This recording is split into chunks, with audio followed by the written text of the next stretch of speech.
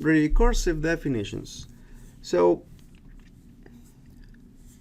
the topic of recursive definitions is very much related to the principle of mathematical induction, and we will see why. But first of all, what is a recursive definition? You know that a number of times you will see sequences like this. You have numbers 2, 4, 8, 16. You know right away by looking at it, you know that what the next element is going to be, because it seems you can by observation you say, yeah, every number is twice the previous number. So the next number should be 32 and then 64 and so on. This sequence is defined by this initial value that we call initial condition and the recurrence relation formula. This formula is called the recurrence relation. So in this formula you specify how to compute the kth element of this sequence. Something important to note is that this formula assumes that you know previous values of the sequence.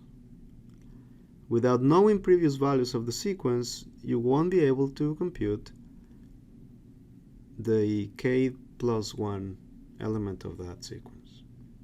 However, that sequence can be expressed using a solution. The solution means that you can compute the nth element of that sequence without knowledge of any previous element in the sequence. Notice in this solution formula that to compute the nth element of the sequence, you need no knowledge whatsoever about the previous elements of that sequence. For example, the next value here would be the fifth element of this list. You know by using this formula that element, since it's the fifth element, is a sub 5, will be equal to 2 to the power 5.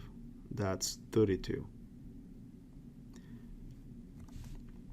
The other example we have here is this list.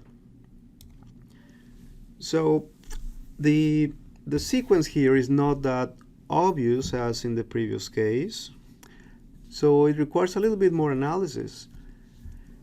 And you know that this sequence is defined by the initial condition as 1 equals to 1, and then to compute the next numbers you use the recurrence relation formula. Again, the recurrence relation formula requires that you have knowledge of the previous element of the list. The solution formula requires no knowledge of any previous elements in the list.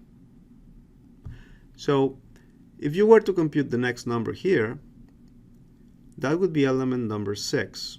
Let's use this formula. To compute element number 6, that would be s sub 6, and that would be equal to the previous element, 15, plus 6. So the next element would be 21. Using the solution formula, you would have that s sub 6 is equal to 6 times 6 plus 1, that's 7, times 6 is 42, divided by 2 is 21. So you can compute the next element of the list without knowing what came before. Good.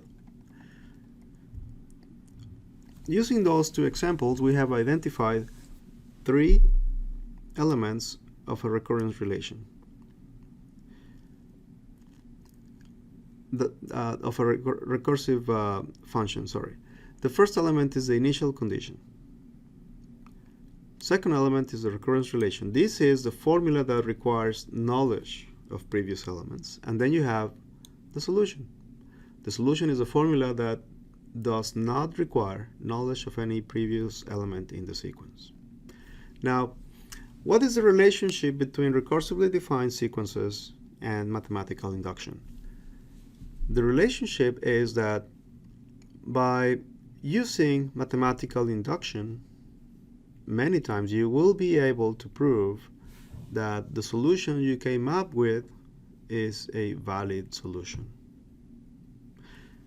In these examples here, to come up with this solution, normally what you do is you write the numbers on a piece of paper and then analyze them and try to find the formula. It's kind of a trial and error thing. So once you have the formula that you believe is valid, then you use mathematical induction to see if you can prove that this formula is true. So that's the relationship between the two topics.